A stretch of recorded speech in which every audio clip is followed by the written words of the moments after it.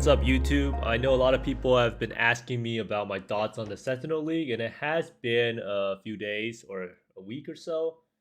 And I do have some opinions about it, but most of all, I wanted to say my biggest complaints about the league because one of my friends actually took today off and he was really excited to play PoE. And it turns out the trade site is down, and you actually can't really play PoE if you can't trade unless you're an SSF. So, say you sold off all your build, you want to play the game, you have no items though, you can't trade.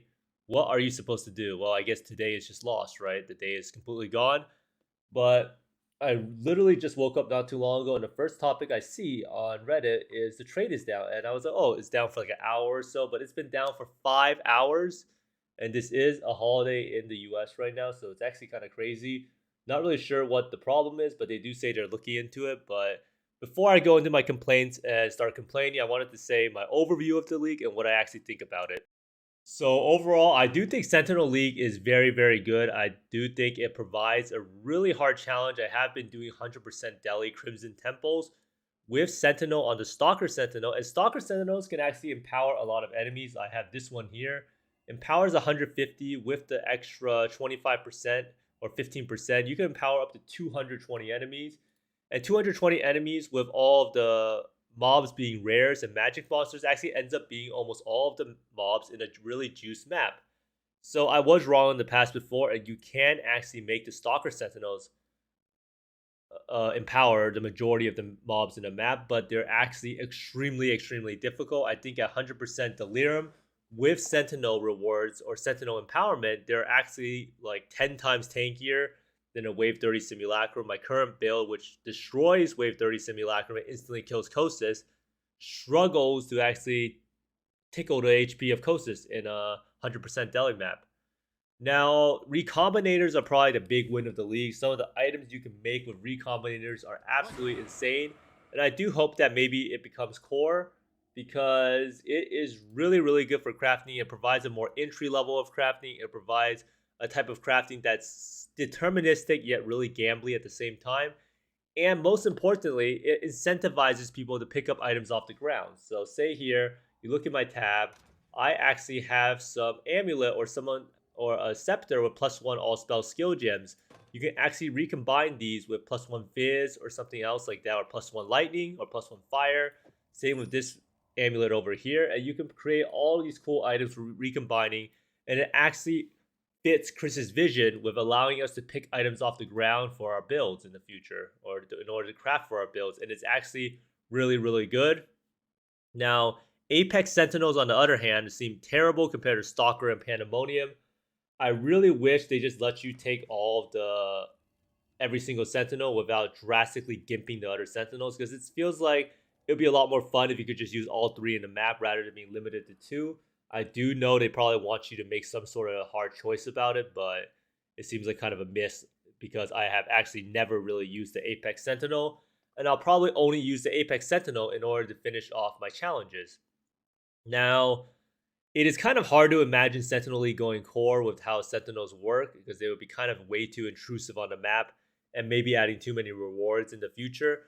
I do think that they will probably add recombinators into the core drop pool at a lower drop rate because I do think that it allows you to make items that you normally wouldn't be able to make, and it is very, very fun for crafting. So that could be something that they could potentially add, but I don't really see the whole Sentinel and Sentinel Locker making it into the game. Kind of gives me a Scourge vibe, if anything. Now, the number one complaint I have is trade reliability. This is something that has plagued PoE every single league, but this league is especially bad. The only league I think that was worse was probably Expedition League, and Expedition League probably has some of the worst player retention in history. Now, there's two parts of this that's really bad. The trade API is not really updated that frequently sometimes, so you get whispers for items that you sold hours and hours ago, and sometimes even days ago. And I've had this happen personally.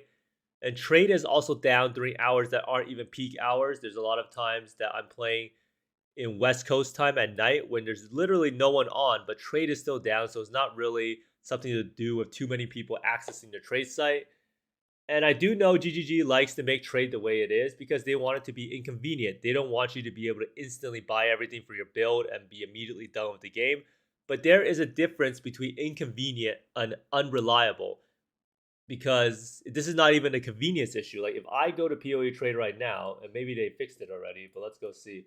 And I try to go use one of my searches, it just doesn't work. I clicked on it, the trade site is literally broken. So what this means is that we literally cannot play the game unless we pre-bought a lot of map supplies, and if you were trying to re-roll into a different build or trying to level, you are literally bricked until they decide to fix it. So that's one thing that is absolutely terrible. And I do think that they should work on reliability, and trade is something that's not able to be scaled in the future. I don't think that PoE in its current state, the trade system can scale to if there's like 500,000 concurrent players. It's already a miserable, miserable experience trying to buy. Well, as I say this, the trade came online. So maybe making a video was a good luck charm. But anyhow, trade needs to be way more reliable. There's too many nights in the past 2 weeks where I've literally been unable to actually play the game to fix my build. Now, next up, we have, this is probably one of the worst. And I don't really know how this could have happened. And this is the testing of Arch Nemesis modifiers. They kind of just forgot to test the Arch Nemesis modifiers. It seems like the only testing they did, and they did say they did extensive testing, the only extensive testing they did was for the technical side of it, like if the Arch Nemesis modifiers would crash the map or something like that. But basically, they did not balance test this at all. They did not try it with different builds. They did not have people give feedback. I don't really know what type of testing they meant by extensively testing, but they pretty much just meant technically testing it to make sure it didn't crash the game. Now, some of these Arch Nemesis modifiers are anti-fun. You have Ice Prison, and then you have Echoist, you have Effigy, you have Corpse Detonator. Well, Corpse Detonator is actually not that bad, but there's immunity ones that make it so you can't ignite, you can't chill, you can't freeze, and these are just terrible. They're completely build disabling. You literally cannot play the build. You can't really avoid the mobs either because they're always in the maps. So the Arch Nemesis modifiers just did not get a balance test. Now, some of the worst case scenarios of Arch Nemesis modifiers that still exist, because they did fix a lot of the immunity issues, is Inspire Learning or Headhunter with Echoist makes your character uncontrollable with certain movement skills. So right now, I actually had to unequip my Inspire Learning Cannot do this because every single time I use Whirling Blades, which is how I proc my blades for Venom Gyre, it would cause it to move it twice in a row because it does a random movement after the first movement. And the same thing with Flame Dash. If you use Flame Dash as a movement skill, with Echoist, you go into a random place after your first Flame Dash. So what this means is that Echoist is a really, really common rare mod. It's probably one of the most common ones, if I had to say. And it pretty much means that as soon as you get it, you literally cannot control your character. It feels awful to play. It feels like you're just moving around randomly on a map. But the fact of the matter is, I can't really play my build without Whirling Blades. So, I mean, the build probably just cannot use Inspired Learning or Headhunter, which would be the easiest solution, is to just not use those items, which is what I have done for now. Now, the next thing that has really irked me was Ventura actually showed this to me, was Effigy can lead to your character instantly dying from opening a Detonate Dead box. Now, what Effigy does is it creates a totem that's a copy of yourself, kind of like a voodoo doll. And any damage the totem takes, you will take. So right here, what you see in this clip is the guy opens a Detonate Dead box and it creates a totem of himself and it DDs the totem and he instantly dies. Now, that's just an unfun mechanic. Supposedly, they did test it and I guess they thought it was cool that the players could die like that. Not really sure how you could avoid it because maybe you have to stand further away from the box. But this is something that just kind of seems unfair and not really fun, especially if you're trying to play hardcore. Now, Arch Nemesis mods have been adjusted a lot post-launch, but that's not really a good thing. Adjusting it a lot post-launch with such drastic changes means that you didn't exactly test it for balance at all before release. I know there is the meme that we are all beta and alpha testers, but at this point, with how big GGG has become, I wish they would find some way to test out the mechanics more in terms of the balance side, because it does seem like a lot of times they just put it into the game super overtuned and then slowly nerf it over time. But it does seem like people are kind of sick of that method of balancing and they would prefer them to just test it extensively and make sure there's not this many broken interactions. But I really wish they do fix Echoist with movement skills. Now, next up, we have not itemizing harvest, and this is something that I really wish they fix and they really add to the game. This is one of the reasons why I don't really enjoy crafting. because going to TFT and playing a Russian roulette game every time I want to craft an item is my definition of not fun. Every single time you go to craft an item, even if they're a super high trusted person, they have a chance to either scam your item or they can break your item. In this case, this is Path of Math. He had a 12-link claw he was crafting.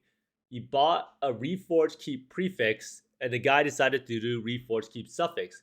Now, this person was actually pretty highly ranked on TFT. You can see his name is green, so I think he's trusted or awakened. And he just happened to click the wrong thing. Now, that's not to say that the guy should be flamed for it. It's just an honest mistake that happens. But having to put the onus on you finding someone else to make that mistake instead of you making a mistake yourself is a terrible, terrible experience. And also going to a third party Discord and trying to find the craft is also not exactly the best experience ever.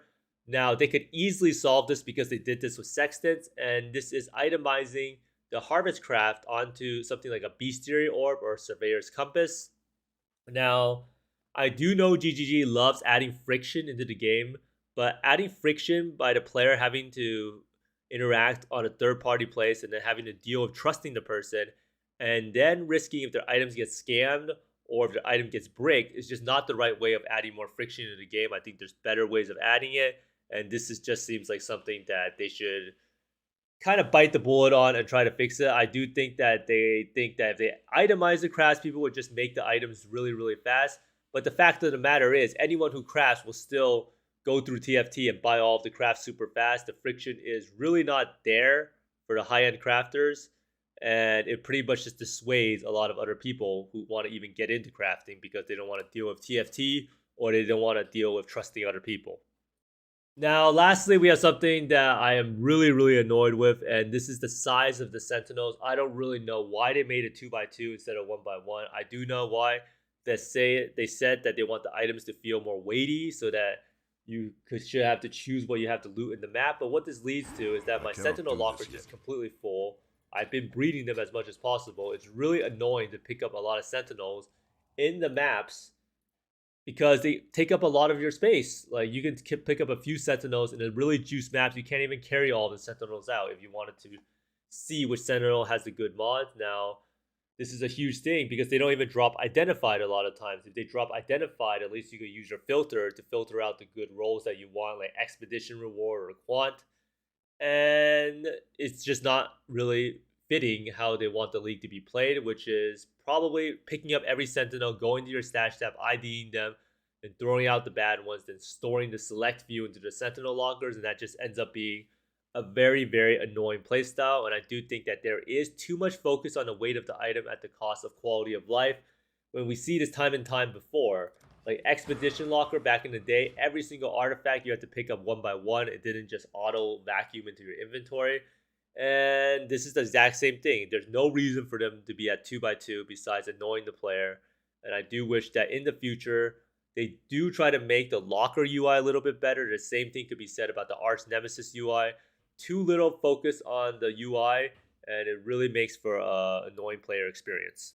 Now, lastly, it does seem like I'm complaining over and over again about the league, but I really do enjoy the league. I do think the league is not that bad at all. And I do think that most of it's killed off by Arch Nemesis modifiers if I judge the community sentiment just by going on Reddit or looking at chats or just seeing what other people are saying. People really don't mind Sentinel League that much. They really mind the Arch Nemesis modifiers. They really mind how the Arch Nemesis modifiers were tested.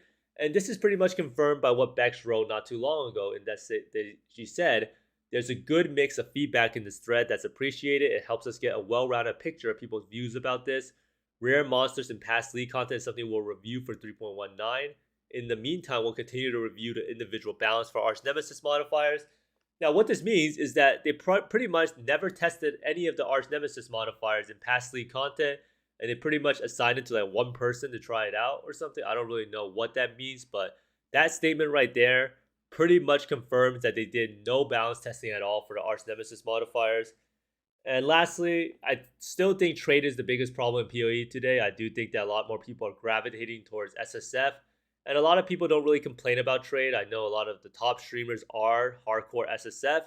And a lot of other streamers don't really trade that much or do that many juice maps. But it's just a miserable, miserable experience.